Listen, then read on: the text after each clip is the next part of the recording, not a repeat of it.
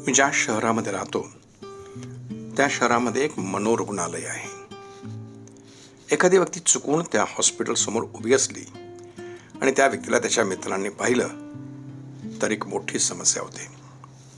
त्या मित्राला किंवा मैत्रिणीला असं वाटतं की आपल्या मित्राला वेड लागलं आहे म्हणून तो मनोरुग्णालयामध्ये गेला आहे. याबद्दलची अफवा सगळी पसरते व लोकांना वाटायला लागतं की आपण मानसिक आजारावर औषध घेऊ नये किंवा मानसोपचार तज्ज्ञाकडे जाऊ नये. मित्रांनो, ज्याप्रमाणे शारीरिक आजार आहेत त्याचप्रमाणे मानसिक आजार सुद्धा आहेत. माझ्या अगोदरच्या व्हिडिओमध्ये याबद्दल मी सांगितलंच आहे.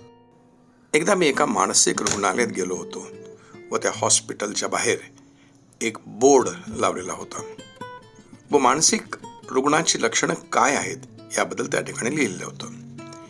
ती यादी वाचल्यावर थोड्या वेळासाठी मलाही वाटलं की मला मानसिक तणाव आहे. तर मित्रांनो, जर मानसिक तणाव होत असेल तर मानसोपचार करणाऱ्या डॉक्टरला जरूर भेट द्या. टेंशन लेने का नहीं और टेंशन देने का भी नहीं.